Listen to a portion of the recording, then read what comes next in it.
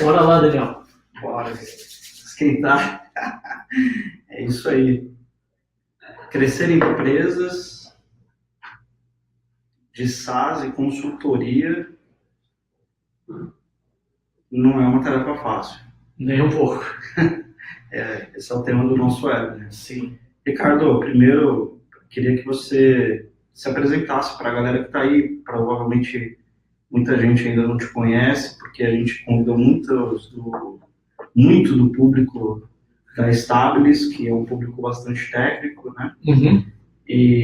Mas é um público que está totalmente inserido no mercado de startups, tecnologia, e que tem a mente empreendedora de fazer acontecer, né? E aí eu queria que você contasse um pouquinho de você para esse pessoal. Bacana.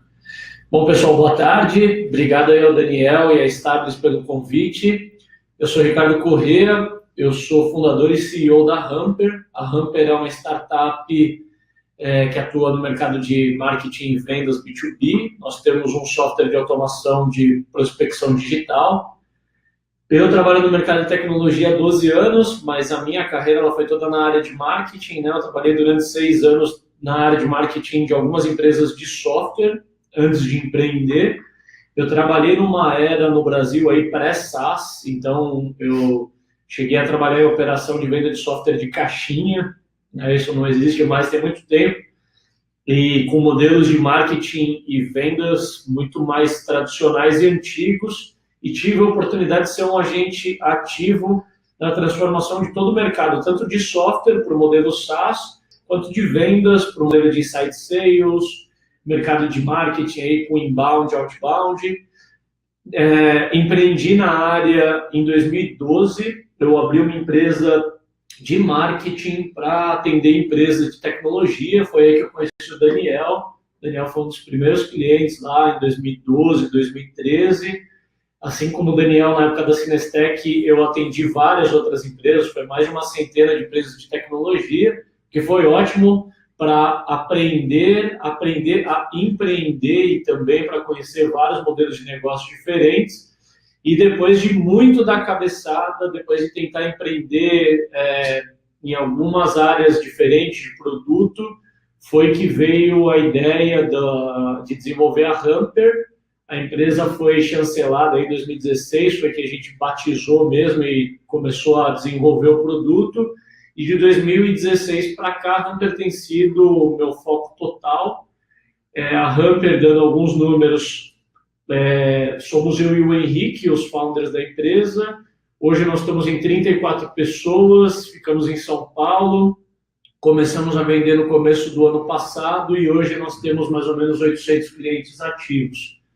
E espero conseguir contribuir com um pouco da experiência aí de quem atua há 12 anos nessa indústria, de quem empreende há mais de 6 anos, de quem está à frente a uma startup que vem tendo um crescimento bastante rápido aí. Top, parabéns. Se apresenta você também. Isso aí. Para quem não me conhece, pessoal, sou o Daniel Gilles, CEO da Stabilis. A Stabilis é uma consultoria de transformação digital e a gente atua no mundo de DevOps, tanto na implementação da cultura dentro de empresas, de startups, como a do Ricardo, por exemplo, entre muitas outras já bem grandes, e além de cultura, de nós sermos os pioneiros no assunto DevOps, a gente tem uma veia fortíssima em automação de infraestrutura como código. E falando um pouquinho de mim, rapidamente, eu já empreendo desde os meus 13 anos de idade, eu já fiz todo tipo de coisa e já trabalho no mundo de tecnologia desde 97, bastante tempo. E de lá para cá, 97 para cá, eu acho que entre acertos e erros, eu gosto de falar que tive tantos erros possíveis que me fizeram acertar alto, né? Isso foi bem bacana. Convidei o Ricardo hoje para conversar conosco, porque nós dois somos CEOs de empresas que estão crescendo muito rápido e a gente vem sempre conversando aí informalmente sobre estratégia, condução de empresas de tecnologia. A empresa do Ricardo é uma empresa de SaaS e a minha empresa é uma empresa de consultoria, mas no final das contas, muitas das nossas dores são parecidas. Né? Ricardo, quando você começou a estruturar a tua empresa, né, recentemente, depois que você cresceu, saiu daquela fase embrionária, saiu daquela fase que era só você e teu sócio e um vendedor, etc. Você começou ali a atingir 10 funcionários, 15, 20, 30. Quando você já chegou ali no patamar de 20 pessoas dentro do teu time, né, numa empresa de tecnologia, quais foram tuas primeiras dores, quais foram teus primeiros desafios quando você atingiu mais ou menos esse headcount aí? Fala mais. Assim, numa empresa em rápido crescimento, cada hora o problema está num lugar diferente, né? Você tem o cenário que você comentou de 2016, o cenário meu e do Henrique como founders a gente começou o ano com a primeira empresa nossa, que era uma empresa de serviço, com 15 pessoas, e a gente terminou o ano em 2 pessoas, só eu e o Henrique, certo? Isso foi o nosso cenário de 2016. Isso assim, cara, para mexer, se você não tiver com um emocional bem estruturado, você abala, em especial que desmontar uma operação no Brasil, a gente tinha uma operação formal, né, com equipe CLT e tudo mais. Desmontar uma operação é custoso demais. Então, além do impacto moral e emocional, teve um impacto financeiro muito grande. Dá para se falar assim que a gente fundou a Hamper completamente quebrados no sentido financeiro. A gente tinha nosso tempo e nossa experiência para aportar no negócio, certo? Essa eu considero de longe a fase mais desafiadora, porque é um momento que todos os indicadores, todos os dados e a conta bancária te indicam que você não deve fazer e você acredita nas tuas entranhas e faz mesmo assim, né? Esse é o período que eu acredito que ele é o mais complicado. Passado esse período, em 2017, quando a gente começou a vender, a gente começou a ter vários indícios de que a Hamper era um negócio certo para a gente. A gente começou a ter muita procura, tanto de empresas querendo fazer parceria, na medida que a gente começou a vender, a gente começou a tracionar rapidamente. E por mais que grana de verdade demorou mais a vir, esses indicadores, eles alimentam a energia que você como empreendedor precisa para continuar acreditando no negócio. E aí veio o desafio das primeiras contratações. A gente conseguiu fazer muita contratação dentro da nossa rede de relacionamento. Eu acredito que o fato de a Hamper não ter sido o nosso primeiro empreendimento facilitou a gente em vários aspectos, tanto de conhecer bastante gente do mercado, quanto para ter a casca mais grossa de empreendedores, e até um certo número de faturamento e de equipe era um jogo que eu já tinha jogado. Então, dá para se dizer que durante o ano de 2017 eu meio que joguei em casa, sabe? Número de headcount, número de faturamento, eu já tinha tido uma empresa anterior que já tinha atingido esses milestones. As novidades vieram mais esse ano, né? A gente vive hoje um desafio, acho que até 20 pessoas que você comentou, era mais fácil de controlar, porque as equipes individualmente eram menores. Vamos assumir aqui que nós somos em 2 fundadores, tinha 10 para o Henrique, 10 para mim, e gerenciar até 10 pessoas, você consegue gerenciar ainda bem, ter uma presença com a equipe. Na medida que a gente praticamente dobrou esse ano de 20 para quase 40, né? A atenção individual está muito mais compartilhada e, em especial, a gente tem projetos ligados ao crescimento, como, por exemplo, a gente faz muito evento, a gente tem versões novas do produto, quando precisa fazer recrutamento de equipe e tudo, a gente acaba ficando mais ausente da operação, e aí essas pessoas individualmente ficam desatendidas. Então, hoje a gente vive o desafio de ter nossas 30 e poucas pessoas. É um time muito bom, de pessoas com opiniões fortes, que sabem trabalhar, que têm experiências passadas e que têm autonomia para trabalhar, mas que ao mesmo tempo demandam atenção. Cada equipe, se a gente considerar marketing, vendas, customer success, cada equipe dessa tem pelo menos 5 membros já, e elas já demandam um manager individual, né? Então, hoje o maior desafio que a gente tem é ser uma empresa que não é pequena o suficiente para resolver todos os problemas no grito, assim como era quando a gente estava todo mundo dentro de uma mesma sala de 40 metros quadrados e que a comunicação fluía pela voz, certo? Hoje a gente não tem mais, não é mais tão pequeno, mas também não é grande e nem tão alavancados a ponto de conseguir resolver todos os nossos problemas, porque hoje muitos dos nossos problemas demandam grana e a gente tem que ir fazendo na medida que a gente cresce, a gente tem que ir montando a nossa aeronave enquanto a gente está em voo, né? Então, esse eu considero o principal desafio que a gente tem. Não veio tanto com 20 pessoas, mas eu já tinha ouvido falar algumas vezes e eu vivo hoje esse dilema da empresa quando bate suas 30 e poucas pessoas, que, como eu falei, não é grande o suficiente para resolver problemas com grana e nem pequena o suficiente para resolver no Gogó. Legal, bacana. E você tocou num ponto interessante, que é o seguinte, como você se preparou para isso? Você planejou estar onde está emocionalmente? Você tocou no ponto do aspecto emocional do empreendedor, né? E assim, trocar a asa do avião no ar é um negócio que não é para muita gente. A gente vê avião caindo, né? Mas vê muitos aí que continuam em pleno voo, né? Mexendo na turbina e etc. É um negócio complicado. E, cara, como que você se cuida e, primeiro, se preparou emocionalmente para isso? Porque eu já passei por uma fase da minha vida muito complicada empresarialmente, né, e onde eu tive que reinventar os negócios.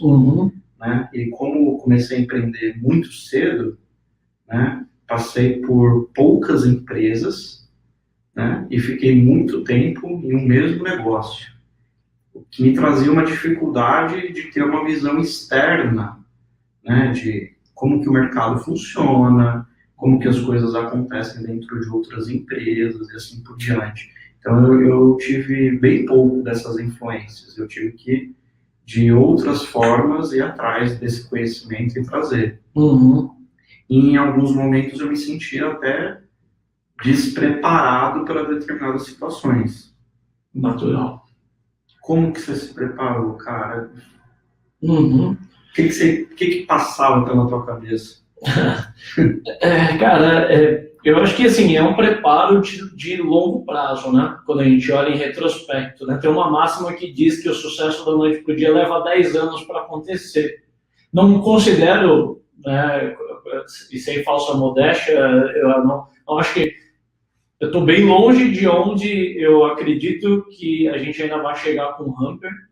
E eu vejo assim, olhando em retrospecto aí para esses 12 anos, eu tive a oportunidade de trabalhar como membro de equipe em empresas muito boas e poder observar muito bem o que fazer dessas empresas que eram pequenas serem bem-sucedidas do ponto de vista de vendas, de produto, de faturamento. E tive a oportunidade de trabalhar muito próximo aos sócios das empresas e aprender muito com eles. Depois eu tive a oportunidade de empreender em plataforma baixa, que foi com a Saiteína, que era uma empresa de serviço, e como tal o risco era mais moderado, certo? Porque a gente contratava na medida que a gente tinha demanda, né? Na medida que a gente tinha clientes, a gente ia contratando. Não era um negócio mais exponencial, que diferente da Humper, que a gente toma muito mais risco, porque a gente já levantou rodada de investimento, a gente faz muitos investimentos upfront, certo? Monta equipe muitas vezes antes de ter retorno. Primeiro a gente gera uma barriga negativa de caixa e depois trabalha feito loucos para recuperar isso. E quando a gente recupera, a gente faz isso de novo, né? Esse é um pouco do ciclo de uma empresa de rápido crescimento. Mas na época da Saiteína, eu tive a oportunidade de quebrar uma empresa operando em baixa plataforma. Então, eu meio que bati um carro 80 por hora. Eu me machuquei, mas eu não cheguei a morrer. E isso me deu um preparo bastante grande, emocional, e oportunidade também para o Henrique, que já estava comigo no negócio. O Henrique, ele não cofundou o primeiro negócio comigo, ele entrou no meio do caminho, e ele entrou quando a gente já estava meio que ladeira abaixo. Isso foi muito bom para preparar a gente emocionalmente para o que veio depois. Então, assim, a Saiteína, entre altos e baixos, eu considero que o que ela mais proporcionou para nós foi engrossar a casca e aprendizado para depois um jogo maior que veio com a Hunter. Então, como eu falei, o preparo ele não vem da noite para o dia. Eu acho que uma das coisas que nos dá alguma vantagem é o fato de a gente já ter empreendido antes e ter passado por bastante dificuldade com o negócio anterior. Então, ter muito mais preparo, ter muito mais sangue frio para lidar com as questões que a gente lida hoje.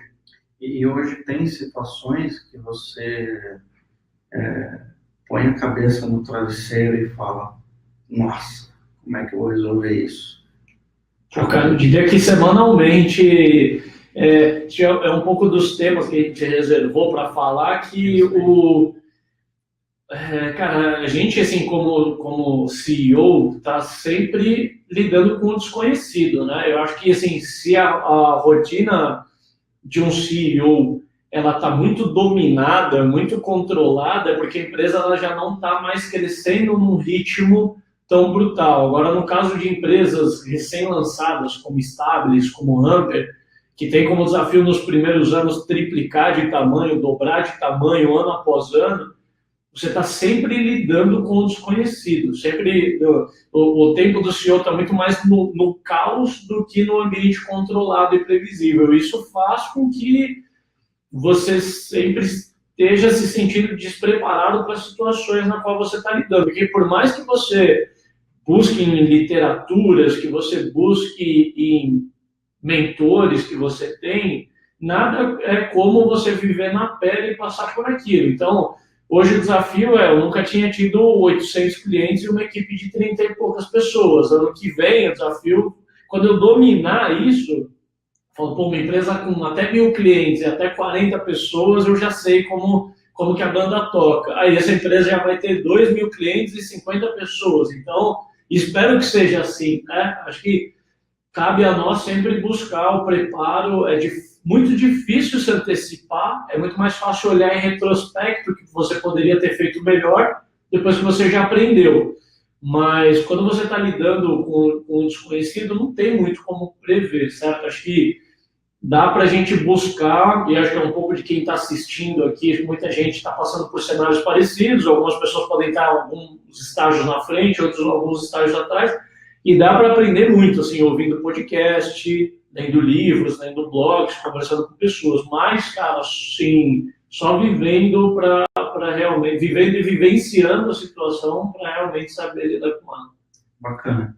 E aí entra numa outra questão, que é quando você traz muita gente para dentro do business, né, em pouquíssimo tempo, cai naquela questão cultural, né? Aqui na Stabilis, por exemplo, como a gente vive uma cultura do mundo de tecnologia, que é a cultura DevOps, né? E a gente teve que levar isso para todas as áreas da empresa. Então, marketing comercial aqui tem que respirar DevOps, a cultura, o administrativo, o financeiro, o RH, todos os departamentos aqui. E assim, eu me sinto, e todos os outros gerentes e diretores aqui também se sentem assim com uma responsabilidade gigantesca que é manter a cultura da empresa, né, dentro dos trilhos, né, porque a gente vive uma situação de caos, né, a gente entrando toda semana, né, parece que a analogia poderia ser como a de uma criança, né, que cresce muito rápido, né, e vai desenvolvendo todas as suas características emocionais e físicas e etc. E é uma mutação muito diferente. As empresas são assim. Hoje, a gente tem um desafio aqui bem grande, que é manter a cultura do que nós estamos construindo, né?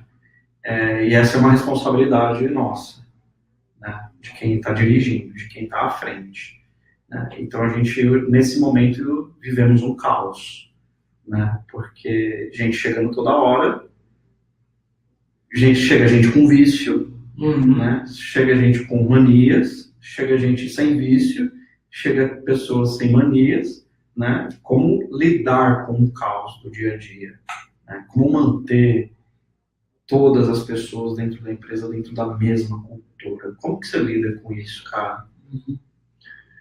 Eu não considero assim que a gente já tem, né, que é uma área que a gente já dominou e que a gente tem grande sucesso, e também não sou freak com isso nesse estágio que a gente está, porque assim, a Hamper ainda é bem pequena e a gente está ainda todo mundo debaixo de um mesmo teto, no mesmo ambiente, e eu acho que não tem um dia sequer, tirando algum dia que eu não passo no escritório, que eu não vejo cada uma das pessoas da equipe, assim como o Henrique também. Então, ainda é relativamente fácil de perpetuar essa cultura, e eu acredito muito que a cultura ela vem, né, de como os fundadores pensam e se comportam e da visão inicial dos founders, né, como que isso vai cascateando para a equipe. Ainda é relativamente fácil de perpetuar isso com a equipe enquanto está todo mundo tão presente. E a gente ainda não tem, como eu comentei, camadas de gestão entre os fundadores e a equipe. Então, nesse momento ainda é mais fácil de lidar. A gente não precisa registrar a cultura e a gente não precisa escrever a missão da empresa na parede, porque isso está muito claro nas atitudes que a gente tem no dia a dia. E a gente vê desde os atos acertados até os atos falhos da equipe serem muito refletidos no que a gente faz. Então, se a equipe faz alguma coisa de errada, até comportamental, diz muito respeito à forma como eu me comporto também. Isso, para mim, é um indicador de que a nossa cultura ela é forte, muito embora a gente não tenha registros disso, certo? É algo que a gente se preocupa, mas que a gente vai priorizar assim, em ter esses registros na medida que a coisa doe mais. Hoje tem coisas que eu diria que doem mais, apesar de que é natural que, quando você tem pessoas chegando, como você comentou, a gente teve uma questão de dezembro para janeiro do ano passado, a equipe dobrou, né? A gente fechou a Hamper, fomos para o Natal, Ano Novo, quando a gente reabriu, em janeiro, tinha o dobro das pessoas. Tudo bem que não é nada muito expressivo, foi de 10 para 20. Mas, assim, eram 10 pessoas com experiências de outras empresas. Aquelas 10 primeiras pessoas que já estavam com a gente, já estavam ali respirando a cultura do dia a dia, e de repente tinham 10 pessoas estranhas que carregavam a cultura de outros lugares que vieram trabalhar. E aí a gente, de forma talvez mais intuitiva do que estruturada, a gente investiu bastante tempo em fazer o onboarding dessas pessoas, em contaminar elas com a nossa cultura e de deixar elas aflorarem também aquilo que elas carregavam e em partes a empresa também absorve a cultura de cada novo membro que chega para a gente conseguir concatenar isso e continuar crescendo. Interessante. E quando você olha para o futuro da Hamper, os próximos 12 meses, né? Porque crescer de 10 para 20 é muita coisa. Você está administrando, sei lá, 5 pessoas, teu sócio outras 5 pessoas, e hoje você tem um dobro de pessoas diferentes. E quando você olha para o futuro, para o próximo ano, essa questão é uma coisa que você para pensar nisso, ou você ainda não se preocupa com isso? Porque eu entendi já que no momento é uma coisa, é como, né, você está ali de olho porque está todo mundo debaixo do mesmo teto. É mais fácil estar próximo e manter o time engajado, né? E daqui no final do ano que vem, você já está com 50, 70, 80 ou 100 pessoas, e aí? Você já está se planejando para isso? Você já pensa nisso? Ou ainda não? Você lida com, vamos esperar chegar e ver o que eu faço? Como que você pensa nesse assunto? Bom, cara, eu penso bastante. Assim, como empreendedor, eu sou um cara bastante tolerante a riscos. Assim, eu tomo bastante risco pela Hamper. Deixo a Hamper como postura mesmo de mercado, assim, ter uma postura arrojada.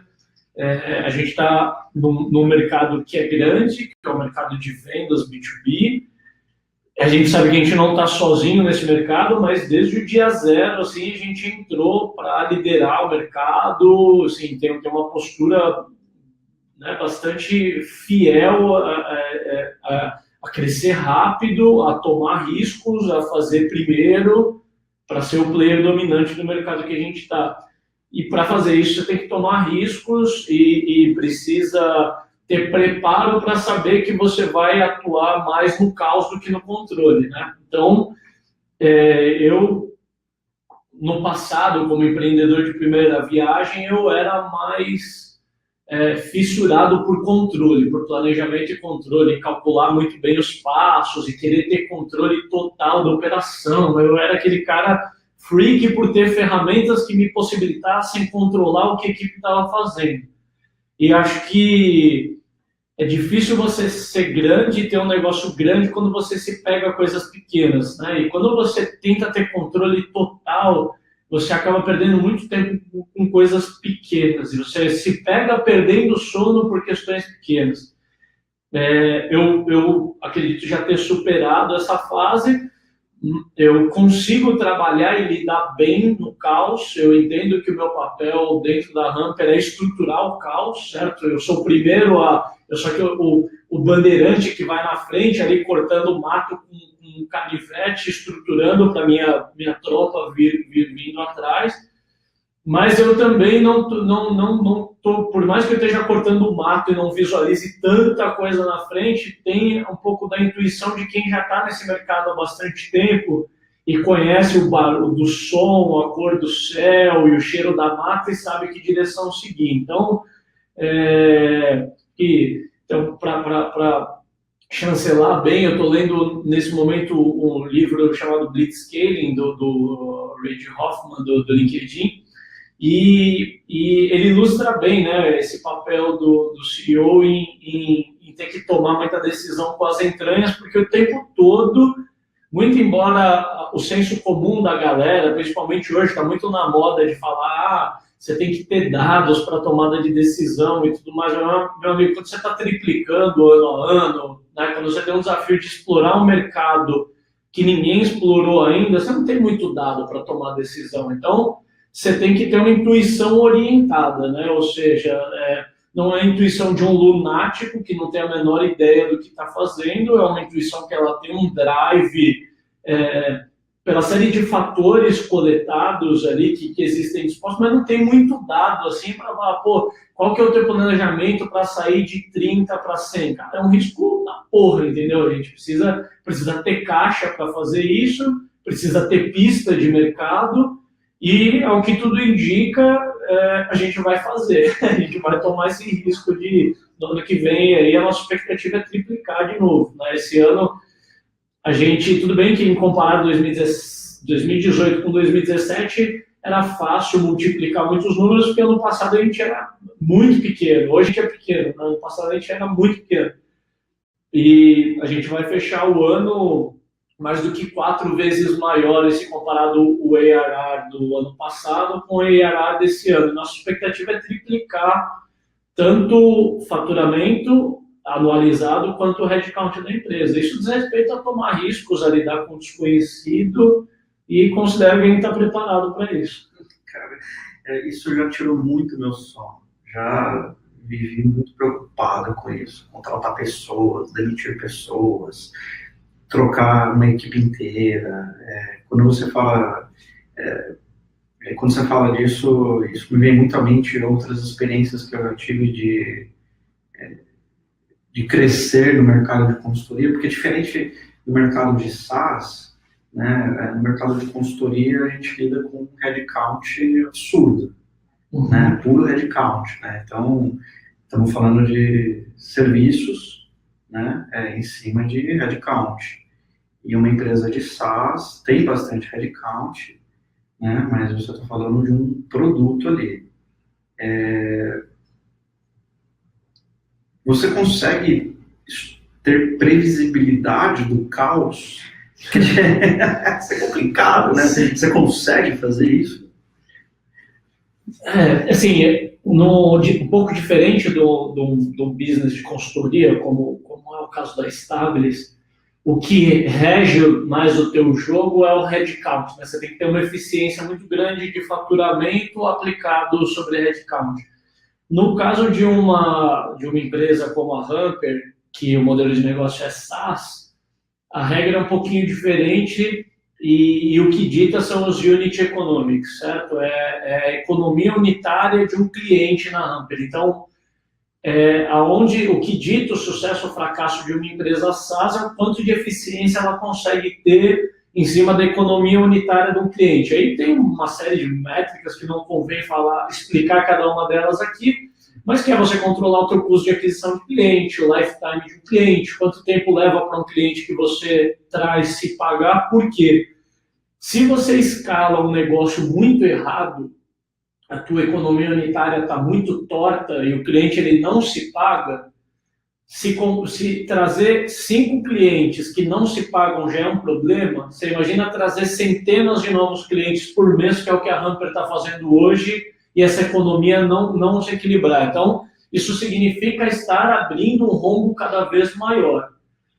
Dentro de um conceito assim de escala mais agressiva, uma empresa ela pode priorizar a velocidade em detrimento da eficiência, certo? Isso é um fator que, quando você tem uma estratégia de domínio de mercado e atua no mercado grande, mas não está sozinho nesse mercado e precisa dominar, você pode se permitir fazer esse crescimento rápido em detrimento da eficiência, desde que você esteja alavancado financeiramente, ou porque os sócios têm muita grana, o que é mais difícil, ou porque você capta investimento com fundo de investimento e tudo mais. Então, até em função disso que empresas como a Hamper levantam rodadas de investimento, né? Porque você dá uma sustentação no teu caixa que vai te dar um runway aí de 18, 24 meses para você continuar crescendo, estruturar o teu headcount, tua estrutura física, tua infraestrutura de tecnologia. Você faz os investimentos na frente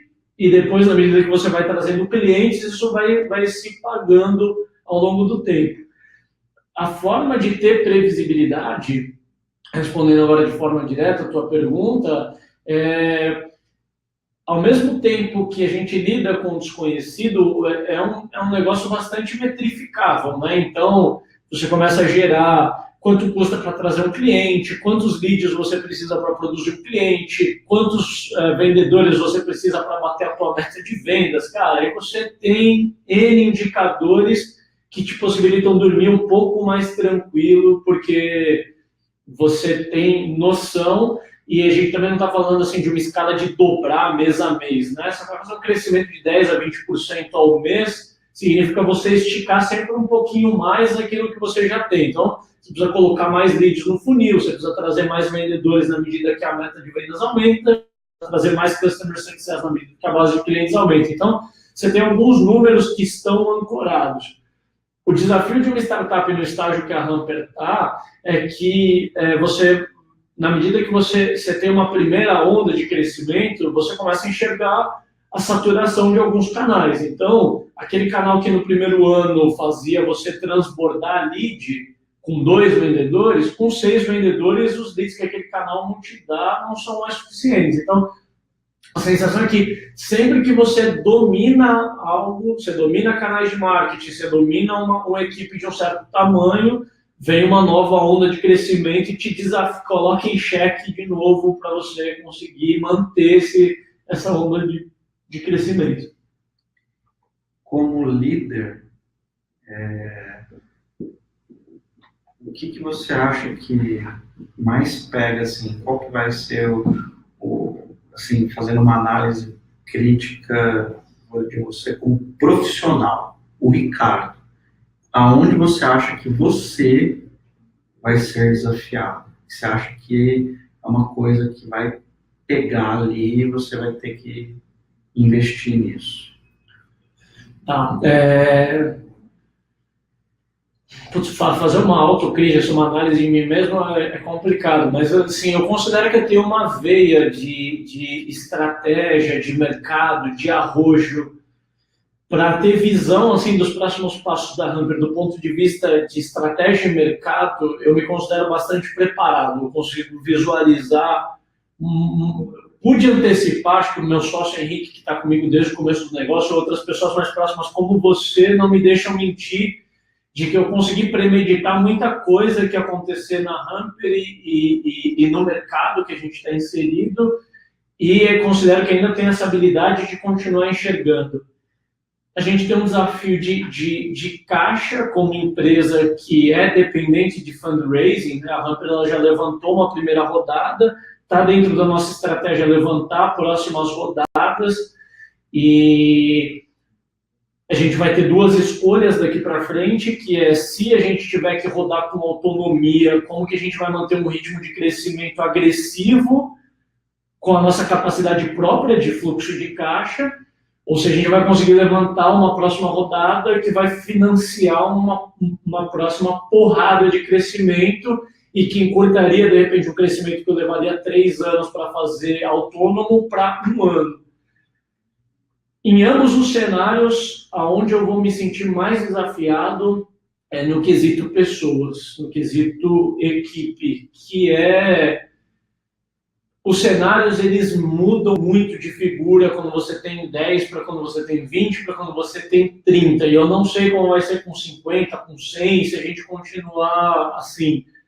E muita coisa é previsível no negócio, você gera métricas, mas pessoas não são previsíveis, né? Pessoas, você lida com emoção, com a energia das pessoas e mexe com os sonhos e com os anseios dessas pessoas, e é difícil.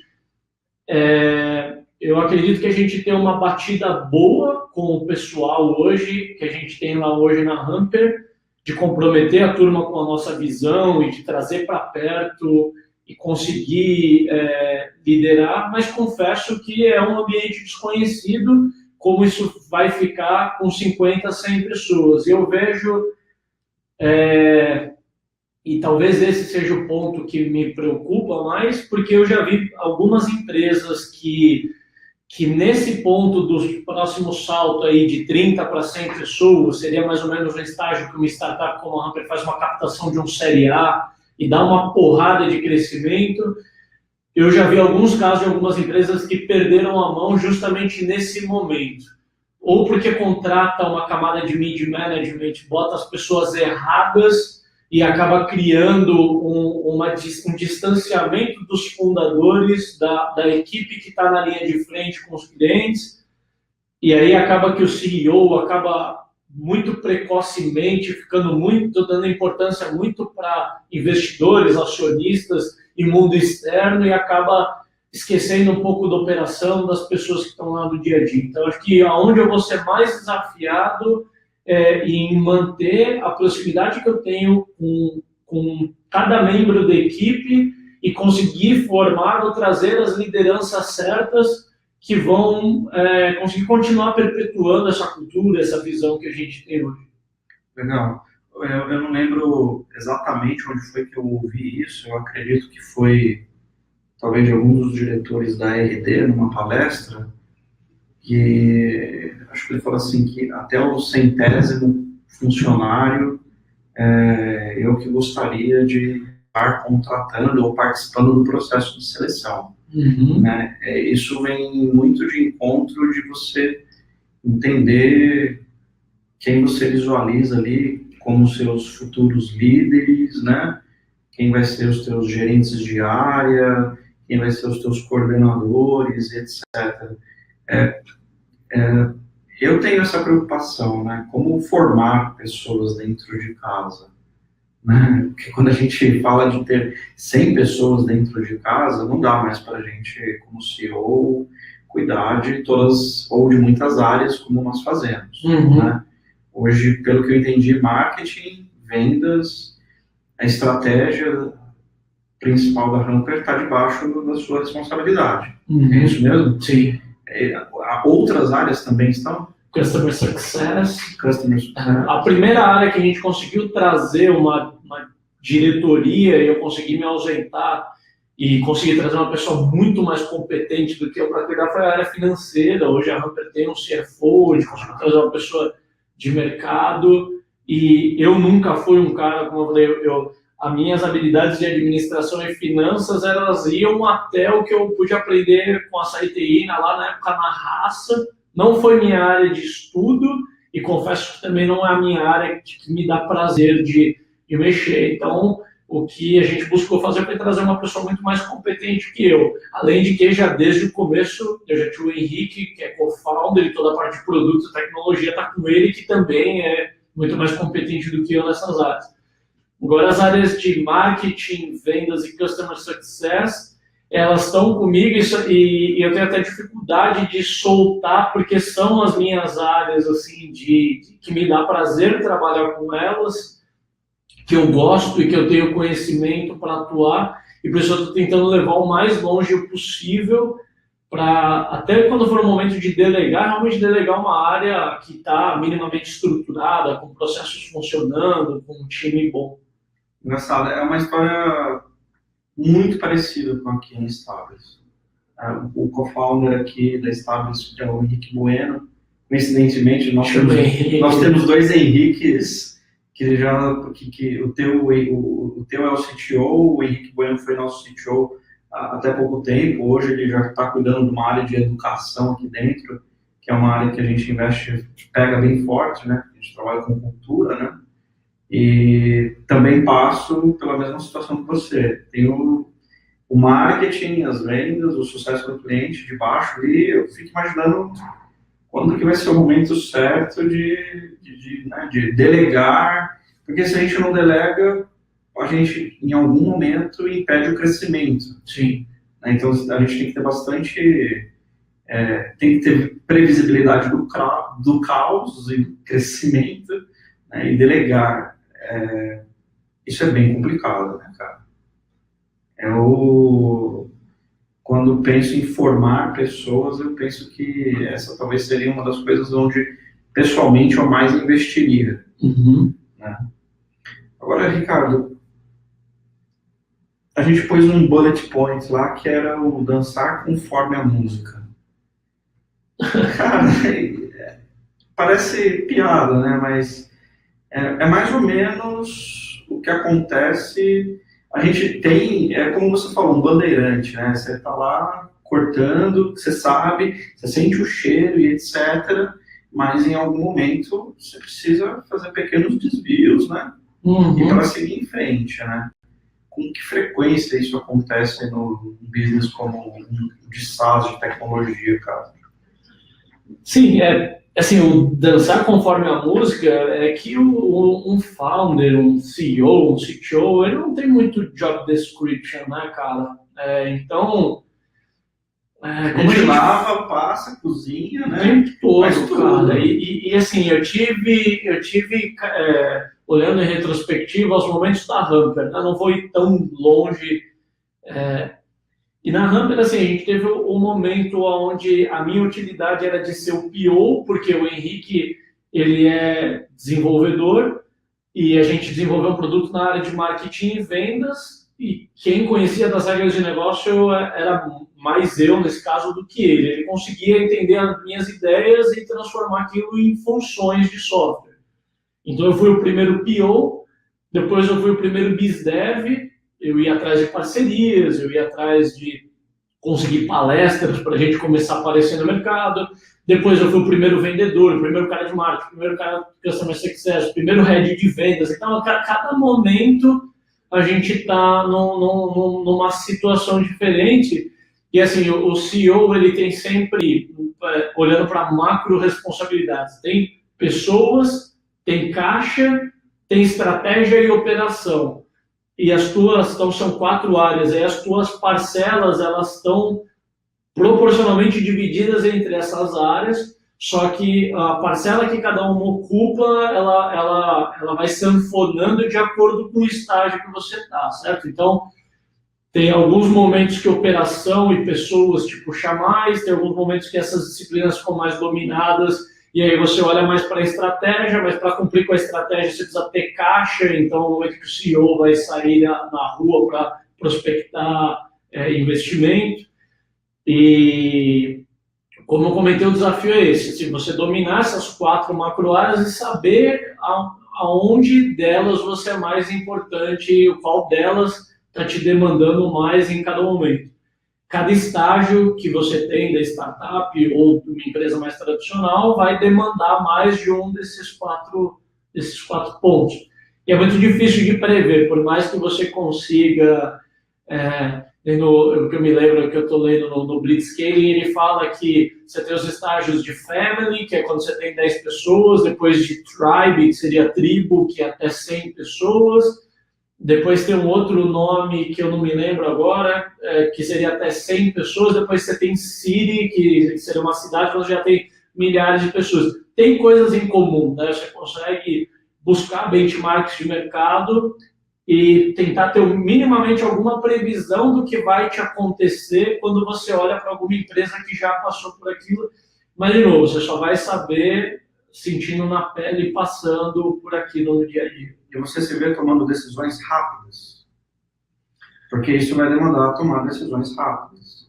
Você vai ter que executar rapidamente. Né? Não vai ter muito tempo para pensar.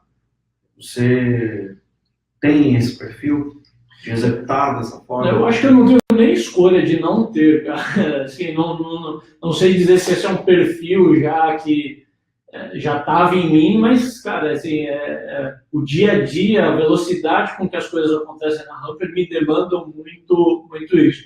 Eu acho que um pouco recapitulando o que eu falei, eu acredito que, assim, chega um momento que você precisa conseguir abrir mão de coisas menores e dar autonomia nas pontas para a equipe conseguir tomar decisões mais do dia a dia, do tipo, se eu tiver que decidir cada desconto que o vendedor pode chegar numa ponta, ou cada tomada de decisão que o Customer Success vai tomar para ajudar um cliente, tudo, cara, se a galera não tiver o nível de informação que eles precisam para eles tomarem essas decisões, se eu quiser estar muito no controle dessas situações todas, eu não consigo tomar as decisões mais importantes que estão drivando o rumo que a empresa está tomando. Então, acho que hoje o papel é muito conseguir me liberar de coisas que não precisam do Ricardo tomando aquela decisão e que outra pessoa poderia tomar e executar por mim, para eu estar sempre trabalhando em coisas que só eu que estou mais na visão, né? Nas nossas analogias, eu que enxergo do galho mais alto ali da empresa, consigo tomar. Para todo o resto, eu preciso confiar na mão da galera e tomar o risco que isso demanda e assumir os erros que isso tem, até porque eu cometo um erro atrás do outro, que sai a equipe também que está lá e eventualmente toma decisões até com menos informações do que eu tenho. Interessante. Teve um momento profissional que todos nós aqui passamos por aquele momento do family, né? Hoje ainda é um pouco assim, né? Porque estamos falando de empresas com 40, com 35, 40 pessoas, né? Ainda vamos chamar de family, né? Mas quando é bem menor, né, fica mais difícil tomar algumas decisões, né? Eu li um livro que se chama, a versão dele em português se chama Execução, né? Ele foi escrito pelo Han Charan e o Larry Bossen, e são grandes consultores que passaram anos dentro de grandes empresas, grandes multinacionais, e o grande resumo do livro é que a dificuldade dos diretores, dos gestores, eram tomar decisões rapidamente, né? Quando a empresa está no começo, a gente tem aquele sentimento de ter todas as pessoas debaixo de nós e temos um pouco de dificuldade de tomar decisões rápidas. Você passou por isso, cara? Eu vivi isso. Eu demorava para tomar decisões e eu senti, né, isso 10 anos atrás, até 6 anos atrás, olhando hoje, olhando lá, eu falo, puxa, isso atrasou o crescimento, o desenvolvimento do negócio lá atrás e tudo mais. Né? Você passou por isso? Cara, eu considero que o meu problema, assim, ouvindo você falar, era mais o contrário. Eu já sempre fui muito mais afobado e eu tive que aprender a me controlar mais nesse aspecto. Então, eu era o cara que eu tinha a ideia e 15 minutos depois eu já estava vendo com o Henrique, que normalmente era o cara que estava mais próximo de mim, como que a gente ia executar aquilo. E assim, você também ser um líder que a cada hora tem uma ideia diferente, você nunca consegue alinhar as pessoas com a tua visão, porque você tem que ter consistência na comunicação, né? E eu tenho talvez uma veia criativa, uma veia comunicativa mais acentuada do que para execução, para planejamento. E se eu sempre comunicar aquilo que está passando na minha cabeça, eu vou dificilmente ter uma consistência, né? Uma linha construtiva, porque cada pessoa absorve a informação de um jeito. Tem gente que precisa ver para crer, né? Precisa visualizar todos os passos planejados. Tem gente que é mais analítico, precisa de dados para ir atrás daquilo. Então, uma coisa que eu aprendi foi dormir com ideias, cara, e deixar ela maturar um pouco mais, ou até uma tomada de decisão, saber deixar um e-mail ali marcado com uma estrelinha, descansar na caixa de entrada por 1 ou 2 dias para tomar uma decisão mais maturada, certo? Dormir, às vezes você tem uma ideia que na hora ela parece excepcional e depois você dorme com ela e acorda e vê que ela já não era mais tão charmosa assim. Então, eu tive que aprender justamente o efeito contrário, agir menos rápido, de uma forma um pouco mais ponderada, para conseguir ter sempre a turma alinhada comigo e ter consistência na comunicação que eu tenho com o sócio, com o time. Bacana. Legal, cara. Pô, show de bola. Eu vou chamar aqui agora, o pessoal está mandando um monte de perguntas aqui no chat, acho que a gente poderia trazer algumas, né? Vamos embora? Sim. Vamos ver então o que temos aqui. O pessoal lá do grupo de marketing mandou algumas perguntas interessantes aqui, né? Eu vou pegar algumas aqui, né? Tem uma que é bem interessante, que a gente tem um conhecido em comum aí, que é o Fernando, Fernando Liberado, né? Cara, como que você consegue conciliar a vida profissional e a vida familiar? Você está falando de uma empresa que cresce rápido pra caramba, você praticamente é o líder de provavelmente mais de 50% dos teus liderados ali, né? E você tem uma família, você tem filhos, né? Como que você concilia tudo isso? E ainda anda de skate no final de semana. Você anda de verdade ou aquilo é montagem? Não, eu ando. As canelas roxas não me deixam mentir. Cara, assim, é um desafio, né, cara? Você fazer assim, eu já empreendi da primeira vez com filho, eu acho que com 20 anos eu já fui pai, então eu assim, nunca conheci um lado muito fácil da vida. Assim, também sem querer me pintar aqui como herói de nada, eu tive uma boa base familiar, pais que me proporcionaram de tudo, tive bons estudos e tudo, mas assim, eu fui tirado da zona de conforto do homem muito cedo, né? Então, com 20 anos eu já tinha pai, eu tinha uma porção de boleto para pagar, eu já tinha uma série de responsabilidades. eu empreendi com uns 24 anos, já com filho pequeno, uma dívida enorme de uma casa para pagar, esposa e tudo mais. Depois veio meu segundo filho, minha esposa parou de trabalhar, depois veio o terceiro filho, então para quem não sabe eu tenho 3 filhos. E não me considero um cara que tem um equilíbrio total, assim, bem sucedido no trabalho, em casa. A sensação é que você sempre está deixando a desejar, o cobertor é curto, muitas vezes eu começo a dominar as coisas no meu trabalho e percebo que a família está desatendida, aí eu consigo começar a recuperar meus finais de semana e ficar mais em casa com os filhos, aí a peteca começa a cair na empresa, então cada hora você está demandado de um lado. Que faz bastante diferença, que minha esposa, nesse aspecto, ela é bastante parceira e bastante compreensiva. Ela me apoiou quando eu decidi empreender pela primeira vez. Ela passou junto comigo por todo o período de quebra da saiteína e quando a gente reempreendeu com a Hamper, e ela conseguiu segurar o reggae de casa lá esse tempo todo. Então, como assim, é muito difícil de conciliar e não me considero a pessoa mais adequada para dizer assim que está bem equilibrado. Eu consigo ainda tirar um tempo para mim porque eu sou cabeçudo, cara. E eu tiro, sim, eu gosto de fazer esporte, eu procuro manter uma disciplina de ir, nem que for na academia do prédio, meia hora por dia lá e fazer alguma coisa para manter o corpo ativo.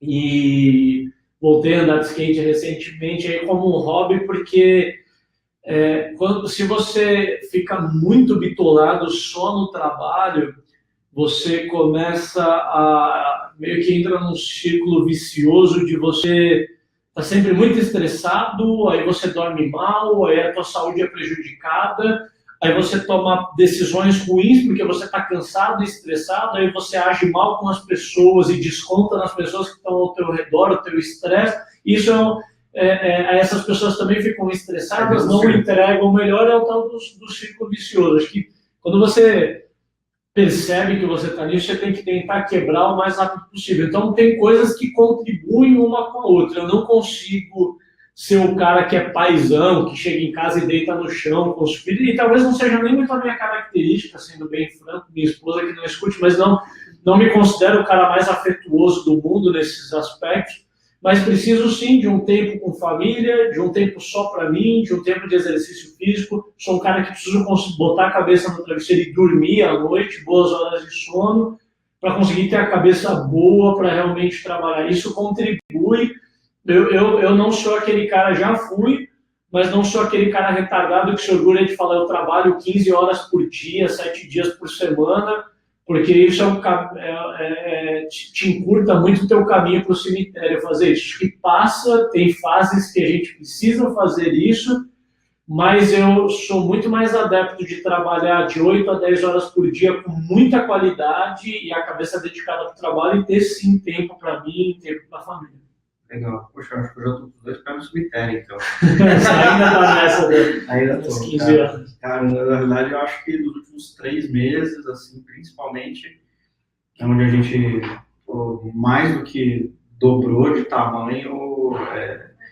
Teve semanas que, de verdade, eu estava saindo daqui 3 horas da manhã, dormindo até às 7, acordando e voltando, assim. É insano. Não é sustentável, isso é fato. Não é sustentável, não é saudável, e o corpo começa a reclamar, né? É isso. Não é bom. Você tem que assimilar, né? Entender que tem momentos que é necessário. Eu já fiz, cara, muito isso. E tem fases tive fases de épocas passadas que me demandaram, e a Hamper já me demandou passar por isso, mas você tem que colocar isso como algo temporário, porque não se sustenta a longo prazo. E o teu corpo vai cobrar, a tua família vai cobrar, a tua equipe vai cobrar. Como eu falei, tem coisas que jogam contra a produtividade do trabalho. Você dormindo 4 horas por dia e trabalhando as outras 20, vai te tornar... Você não vai tomar as melhores decisões, você vai deixar os problemas tomarem proporções muito maiores do que ela realmente tem, você vai estourar muito mais fácil. Às vezes uma coisa que um colaborador teu comete, que você falaria, cara, isso é do jogo, legal, aprendeu com o erro, vamos em frente. Você cansado poderia estourar com o cara e muitas vezes desencaixar um cara que é um membro importante do teu time, você precisaria contar com ele. Já eu aprendi isso pelo lado errado, eu tive que eu cometi muitos erros assim e a vida me mostrou que esse não era o melhor caminho. Eu concordo totalmente, não é sustentável, né? É engraçado que pode até durar um tempo, mas a gente tem que ter o equilíbrio e conseguir enxergar o momento certo de parar, né? Voltar para o trilho e seguir um caminho saudável, né? Legal. Vou pegar umas perguntas aqui no chat, né? Deixa eu ver se eu encontro alguns legais aqui. Galera concordando, é verdade, cuidar do corpo, da mente, total, faz sentido. A gente, aqui dentro da Stabilis, a gente tem os 10 mandamentos, né? Eu criei, é verdade, para o departamento de marketing e vendas, a gente criou os 10 mandamentos. O primeiro mandamento do meu time aqui direto eu vou cuidar da minha saúde, eu vou cuidar da minha mente, eu vou me cuidar pessoalmente, etc. Né? Esse é o primeiro mandamento. Né? Tanto que aqui a gente leva isso aqui bastante a sério, sabe? A gente tenta prezar bastante assim, pelas pessoas. O lado humano vem primeiro. O profissional vem depois.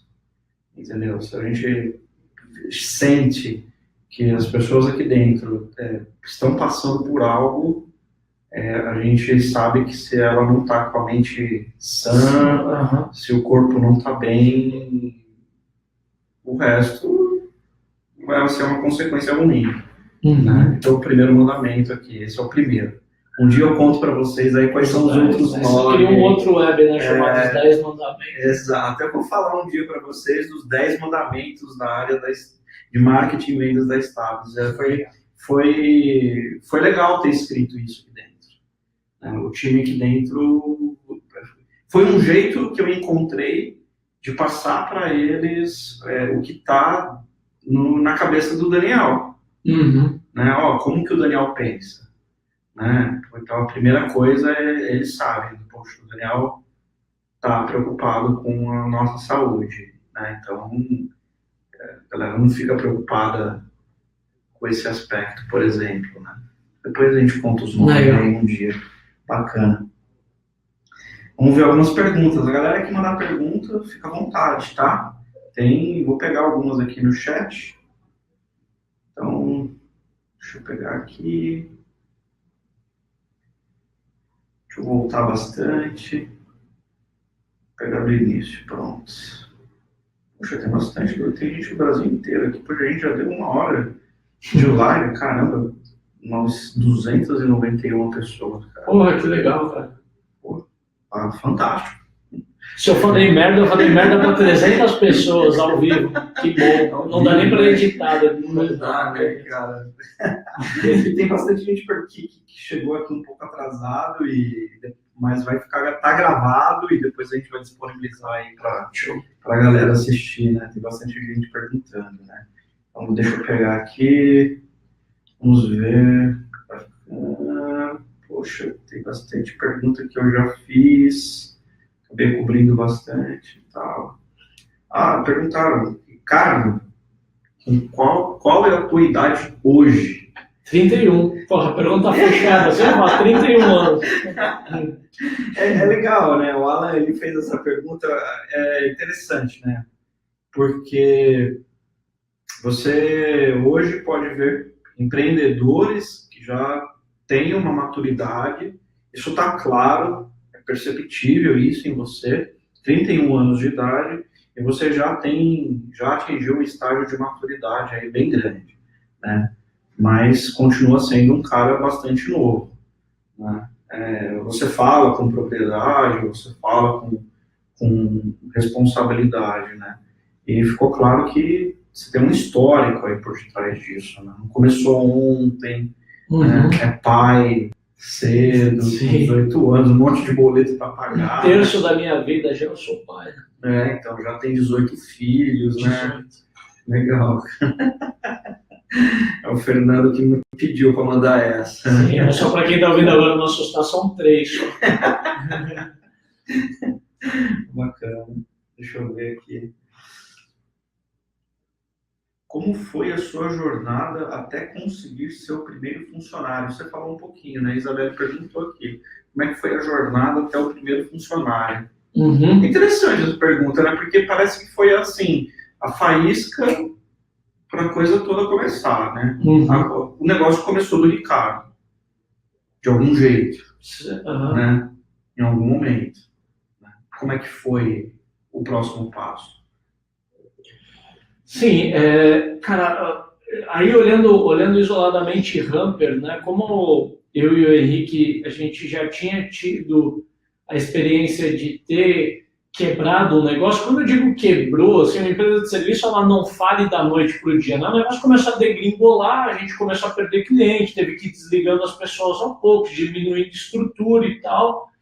E o sabor disso ele é muito amargo, certo? Você precisa desligar pessoas que você gosta, você lidar com passivo trabalhista estando em baixa, certo? Imagina que você quase não tem dinheiro no caixa, você tem que fazer acertos financeiros que de forma alguma a conta vai fechar para você. Então, quando você passa por isso, a próxima vez que você vai fazer, por mais disposto a tomar riscos que você esteja, você já vai estar um pouco mais arisco, né, em fazer. Então, o que a decisão nossa, minha e do Henrique, foi só contratar quando a gente tivesse certeza de que o bico da aeronave estava apontado para cima. E aí, antes de trazer um primeiro vendedor, depois um primeiro customer success, uma primeira pessoa de marketing, eu fui lá, vi, voltei e me senti preparado. O que eu quero dizer com isso? Antes de trazer um vendedor que ia fazer demos do Hamper, negociações e fechar clientes, eu já tinha feito essa corrida pelo menos 100 vezes. E aí, quando o cara entrou, eu já tinha minimamente os dados para delegar, eu já sabia qual que era a meta que um vendedor conseguiria fazer, qual que era o ticket médio que a gente ia ter que fazer, as taxas de conversão, e aí eu trouxe uma pessoa quando eu considero que é o momento. Já tinha um processo pronto para delegar para ele e falar, cara, é assim que eu faço, vê eu fazendo durante um tempo, depois você vai seguir sozinho fazendo, mas já tem aqui as coordenadas que vão te ajudar a não fazer errado. Eu vejo a forma errada de acontecer, acontece em especial dentro da área de vendas, que é a área que a gente está mais inserido. Se o cara contrata um primeiro vendedor para uma startup ou para uma primeira empresa sem ninguém ter feito antes. Então, o fundador ele não tinha canais, não tem canais de geração de leads e não tem um processo de venda estabelecido. Ele fazia tudo no freestyle, vendendo para os contatos dele, do modo dele. Ia no cliente, aí ele contrata um vendedor de mercado e fala, cara, você é vendedor, você já sabe fazer, não preciso nem te dizer o que você tem que fazer. O teu telefone é ali, o teu computador está lá, tem a lista de cliente, eu botei numa planilha Excel, pode começar que você sabe o que você tem que fazer. E aí bota o cara, joga o cara para os leões lá, o cara fica 3, 6 meses sem performar, e o gestor ali macetando o cara e desliga o cara de uma forma que eu considero muito injusta, sem ter dado as condições que o cara precisa para fazer. Então, como eu falei, antes de trazer essas primeiras pessoas, eu fui o primeiro vendedor, eu fui o primeiro cara de marketing, eu fui o primeiro cara de customer success, e na medida que essas pessoas foram chegando, eu minimamente já tinha um processo estabelecido para dar na mão dessas pessoas para elas seguirem e aperfeiçoarem o processo. Legal, eu vou aproveitar a pergunta agora e vou emendar numa. Então, como foi escolher o sócio? Como que aconteceu, cara? Isso é um assunto que não é fácil, né? Ter um sócio, né? Não é fácil, a gente sabe. Sim. São duas pessoas que têm o mesmo interesse, né? Na grande maioria dos casos, pelo menos, né? E fazer, são dois pilotos, né? Um está à frente do business, que é o CEO, o fato, né? Responsável pela estratégia, e você tem ali um CTO. Como que então foi que aconteceu isso? Eu já entendi que o Henrique veio da Saiteína, você já contou essa história pra gente. Uhum. Mas em que momento você olhou para o Henrique, que entrou na Saiteína, não sei se foi como seu sócio ou como seu funcionário, etc. e tudo mais, mas nessa virada de chave para a Hamper, que é o teu business, que está rampando pra caramba, já vai bater aí, vai fechar o final do ano aí com mais de 800 clientes, você comentou, né? Uhum. Como foi decidir olhar para ele e falar, esse cara, o Henrique Machado, vai ser meu sócio? Isso veio de você, provavelmente. Como foi isso? Sim. Cara, quando eu e o Henrique a gente começou a trabalhar junto, a gente já se conhecia há mais de 10 anos, então, pelo menos, como pessoas, a gente já tinha se validado um para o outro como bons amigos, como pessoas que tinham uma estrutura familiar parecida, eu já frequentava a casa dele, ele a minha, não tinha nenhuma questão romântica, antes que alguém faça alguma piadinha besta. Embora a gente compartilhe de boas histórias que não cabem aí, mas a gente já era amigo de outros carnavais, literalmente, mas assim, uma coisa é você ser amigo de tomar cerveja junto e de compartilhar algumas questões, outra coisa é você dividir um business, certo? Eu acredito que com o Henrique a gente construiu de uma forma que não poupou a gente de passar por questões realmente difíceis. A gente já teve momentos assim, de quase ter uma opção antes, né, em outros tempos, mas a gente estruturou a coisa de uma forma bem adequada, que assim, o Henrique ele estava trabalhando em uma empresa já há bastante tempo como desenvolvedor, eu já tinha essa Saiteína com outro sócio, que era o Vitor, que é um grande amigo meu para a vida também, foi o cara que empreendeu comigo pela primeira vez. No meio do caminho, por questões dele, por questões minhas, a gente fez a dissolução da nossa sociedade, foi quando o Henrique entrou. Mas antes do Henrique ser meu sócio, eu tinha ideia de desenvolver produto e ele veio trabalhar comigo nem como meu funcionário, nem como sócio. Ele ficou 6 meses trabalhando para a Saiteína como, entre aspas, prestador de serviço. A Saiteína remunerava ele, eu não era chefe dele, eu delegava o roadmap que estava na minha cabeça e ele desenvolvia um produto, que foi o primeiro produto que ele desenvolveu, que a gente acabou não seguindo adiante com ele. Depois ele entrou como meu sócio na Saiteína, ele comprou a parte do Henrique, desculpa, do Vitor, quando o Vitor saiu, e depois, quando veio a Hamper, foi bastante importante porque na Saiteína ele era meu sócio, mas ele não era cofundador. E na Hamper a gente realmente cofundou, estavam os dois ali no dia zero da empresa, nós batizamos o nome juntos, enfim, e traçamos a estratégia juntos. O que eu acredito que, tirando toda essa parte de como aconteceu, eu vejo que é vital saber delimitar bem as áreas de responsabilidade de cada um e respeitar muito, entender que tem uma área ali que é a área de domínio dele, quem tem que tomar as decisões é ele, e que por mais que eu veja que eventualmente ele pode estar até errado em algo que ele vai fazer, eu respeitar as decisões, assim como eu espero que ele faça o mesmo por mim. Então, que o que eu vejo assim que veio funcionando para a gente até aqui é isso, é respeitar o espaço. Acho que como donos de uma empresa que está crescendo, a gente tem os nossos méritos, a genialidade individual que cada um tem, e cada um tem o seu ego, cada um tem seus dias ruins, e não somos pessoas fáceis de lidar. Ele sabe muito bem que eu não sou fácil de lidar, assim como ele também. Ele conhece muito bem os meus dias ruins, assim como eu conheço os dele. E aí, a experiência, o convívio no dia a dia vai te ensinando a lidar com essas coisas, e muitas vezes você aprende até a passar por cima de questões suas, em benefício de tolerar uma questão do cara, assim como ele vai ter que tolerar, sempre em prol de algo maior, né? Tem que entender que o que a gente está construindo vai além das nossas particularidades ali do dia a dia. A gente tem que sempre que superar,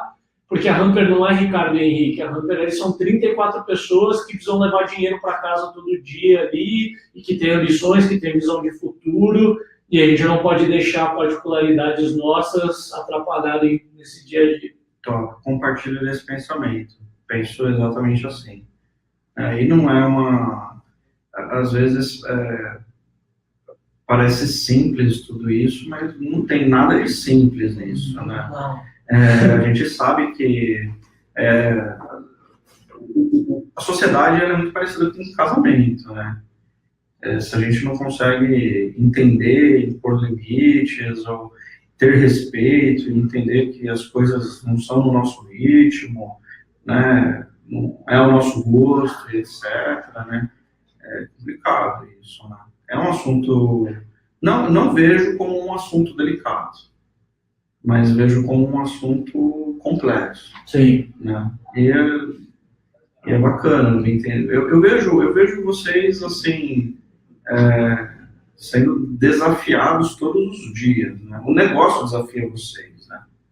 E isso faz vocês, com certeza, sentarem e terem conversas bem sérias, né? Uhum. Como que é essa dinâmica, cara? Como que vocês fazem isso no dia a dia? É um papo sério, você marca um dia, senta, assim, põe um ponto, lava a roupa suja, não lava. Como que é a dinâmica entre vocês, assim? A gente aprendeu, assim, a trabalhar... a gente tem perfis parecidos comportamentais, tá? E a gente entendeu o método nosso de tocar... a gente tem uma toada que o momento do negócio nos permite ser assim mais informal, certo? Tanto com equipe quanto entre sócios. E a gente já percebeu que assim, reuniões formais não funcionam muito bem, eu e ele. E, assim, sabe, tem aquela formalidade de uma reunião, aquele dia, aquele negócio religioso, faz cada um vai entrar com a bunda na parede, a gente não sabe lidar desse jeito. Então, assim, na medida que ele me procura quando ele tem os assuntos dele, eu procuro quando eu tenho os meus assuntos, a gente um aconselha muito o outro. Isso pode ser troca de áudio de WhatsApp 11 horas da noite, pode ser um dia que a equipe já foi embora e está eu e ele no escritório, a gente aproveita o momento e vai longe, às vezes compra um vinho que ainda lubrifica um pouco mais a conversa. E esse tem sido até aqui o método que funciona. A gente já teve, como eu falei, assim, isso que eu conto é mais a parte romântica, né? A gente já teve muito arranca-rabo, já teve momentos de realmente a gente quase que dormir separado. Foi dormir, assim, falando, cara, esse cara não bosta, ele pensando a mesma coisa de mim, e fala, cara, fui dormir com a cabeça certa de que não continuaria um negócio com ele, isso em tempos passados, mas a gente conseguiu superar. Acho que o que conta, o ponto fundamental é ter um alinhamento de objetivos, certo? Você ter minimamente um alinhamento de princípios, certo? De acreditar nas mesmas coisas, de ter um background relativamente parecido. Você tem que ter skills complementares para não querer ter 2 CEOs ou 2 CTOs dentro da mesma empresa, certo? E ter um alinhamento de futuro de os dois quererem estar, assim, nós estamos montando uma empresa, nós vamos captar investimento, estamos em comum acordo com isso, que vão ter outros sócios no negócio, estamos em comum acordo, então beleza, é isso que a gente vai buscar. E desenho de equipe, procurar minimamente se alinhar no que a gente quer para evitar, acho que a grande parte dos atritos vem nisso, né? Quando você tem forças contrárias trabalhando, é tudo que o negócio não precisa, é ter 2 caras remando para direção diferente. Top, bacana, muito legal essa visão de como as coisas devem funcionar, bacana. Pô, Ricardo, estamos aqui... Estouramos o tempo, estouramos pra caralho. E a conversa é boa, né? Eu gosto demais desse assunto, né? Eu gosto do lado romântico do assunto e gosto do lado técnico do assunto. Ficaria falando sobre isso, bom, 10, 15, 20 horas facilmente. Mas já deu 1h30 de web, né? Nossa, tem bastante gente online ainda. Está vindo um monte de perguntas, mas já vou ter que, infelizmente, encerrar, né? Vamos para uma saideira, para uma última aqui? Vamos embora. Então, beleza. Para fechar, né? O Eduardo, da Field Control. Como é o dia a dia, como lida com a ausência do escritório em função de atividades externas? Porque você é o líder, né? Pô, pergunta interessante, né? A galera fica lá e o líder tá aqui agora, num webinar, né? 2 horas, eles estão lá. E aí? Como você lida com isso, cara? Sim. Foi também uma coisa que eu tive que aprender administrar, acho que na minha época de sair TI, eu realmente ficava muito desconfortável o tempo que eu ficava fora, o tempo em trânsito, assim, cara, eu passava mal, porque eu tinha a sensação de que a coisa realmente não acontecia quando eu não estava lá. E isso é um problema, cara, porque o primeiro responsável por as coisas não acontecerem era eu mesmo, por não ter um processo tão bem estruturado, e segundo, por características de estar lidando com o desconhecido mesmo, de ser desconfiado demais, não confiar nas pessoas que estão ali no barco com você, eu realmente não ficava confortável. A Hamper, ela já veio um pouco sem esses meus cacuetes e pela natureza do negócio, eu diria que, uma boa parte do tempo, se eu fosse estimar, eu diria que 1/3 do meu tempo eu não estou no escritório.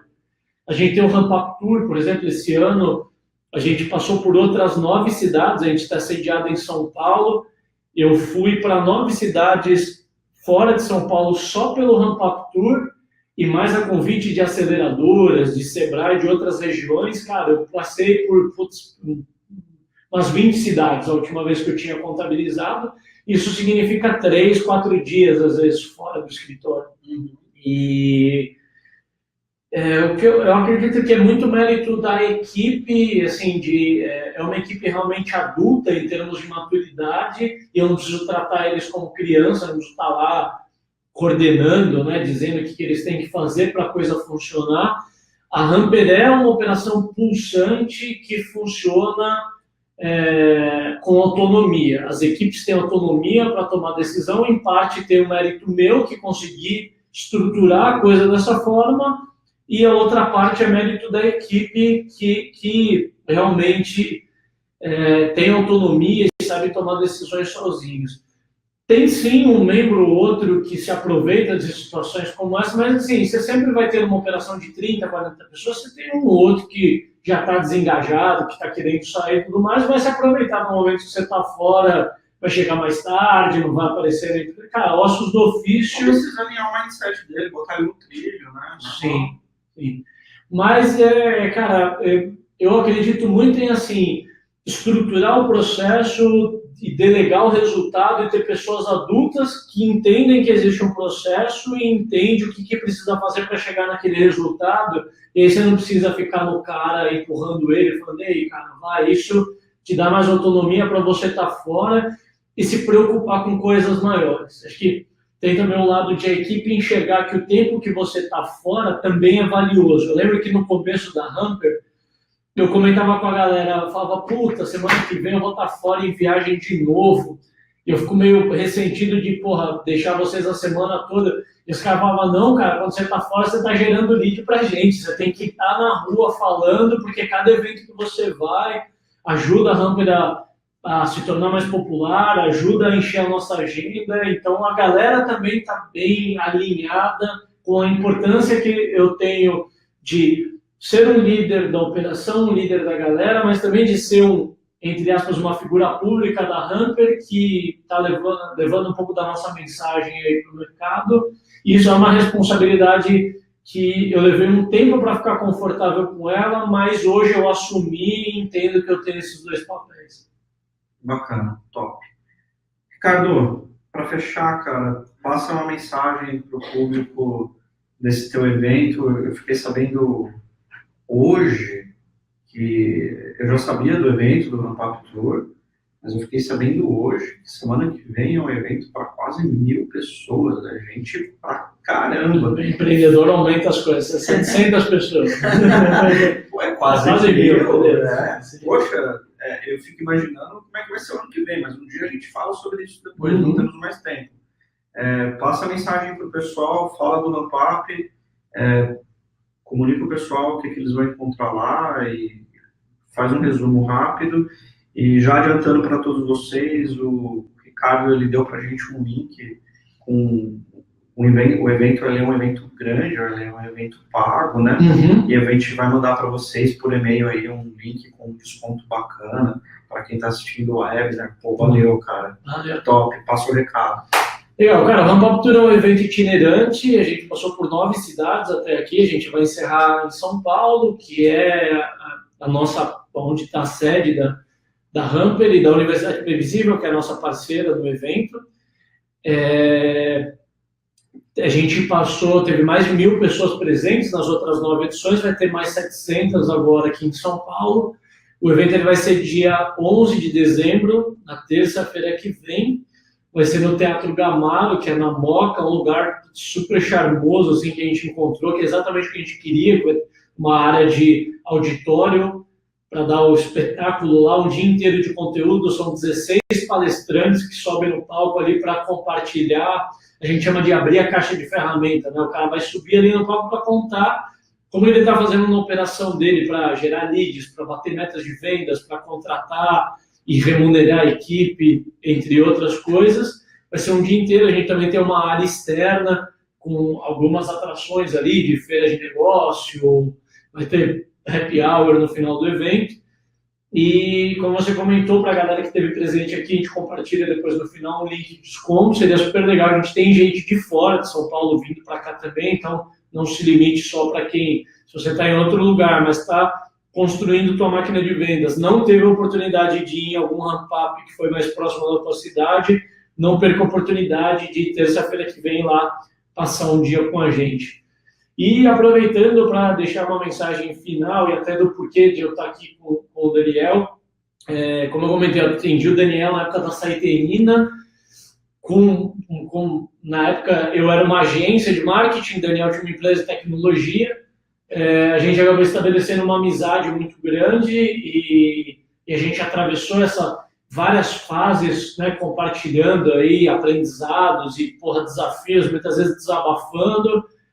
E eu acho que se cercar de pessoas assim é um ponto fundamental na vida de um founder de uma empresa, na vida de um empreendedor, porque é uma jornada e de certa forma solitária, né? Muitas vezes você não tem com quem compartilhar, às vezes nem o teu sócio, nem a tua esposa, e nem a tua equipe são as melhores pessoas para você passar. Eu acho que muito do que alimentou, muito do que deu energia, posso falar por mim, mas imagino que para você também foi assim, cara, horas e horas e vários áudios de WhatsApp trocando, compartilhando desafios. Então, assim, procure se cercar de pessoas que passam por desafios parecidos com você. Algumas vão estar em alguns estágios à frente, outras em estágios atrás.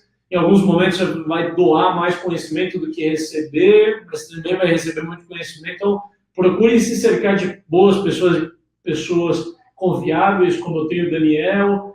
A gente mencionou o Fernando Liberato, que é um grande amigo, eu trabalhei com ele na época da Auro, e, cara, a gente, semanalmente passa por desafios muito parecidos de troca, e assim como você, ele, eu tenho alguns outros amigos, é um círculo mais restrito de pessoas, mas que para mim é fundamental ter, e realmente vale a pena, te proporciona desde bons contatos até momentos que você precisa realmente de alguém para desabafar e compartilhar um pouco do teu desafio, às vezes ternar uma ideia esdrúxula para alguém que vai te ouvir e te falar que não é o caminho. Então, acho que minha mensagem final e um conselho seria esse. Pô, top, cara. Obrigado demais. Pessoal, valeu, muito obrigado. Ricardo, sensacional você estar aqui, compartilhar a tua experiência com o nosso público. Como eu falei antes, né, boa parte da galera que está aí é o pessoal do mundo de tecnologia, que tem uma cabeça para frente e que quer ouvir o que os empreendedores estão fazendo, né? Principalmente aqueles que têm 31 anos e 18 filhos. E ainda anda de skate, né, cara? Brincadeiras à parte, poxa, prazerzaço estar falando com você. Maior ainda por estar compartilhando com a gente essa experiência, né? Como você mesmo falou, estar cercado de pessoas, né? Ou seja, você está aqui trazendo da tua experiência, isso é valiosíssimo, né? Isso tem mais valor do que um livro, sabe? Do livro você extrai algumas coisas, mas quando você vê alguém fazendo, vê alguém ali de fato executando alguma coisa, aí você percebe que, sabe, o mundo é diferente, que a gente vai caminhar de outra forma e assim por diante. Obrigado, cara. Show, cara. Valeu, Daniel. Prazer ser teu amigo, velho. Prazer por tudo. Prazer é o meu, velho. Pessoal, um grande abraço. Logo mais vocês recebem aí um e-mail com um link para o Ramp Up Tour e a gente se vê no próximo webinar. Tchau.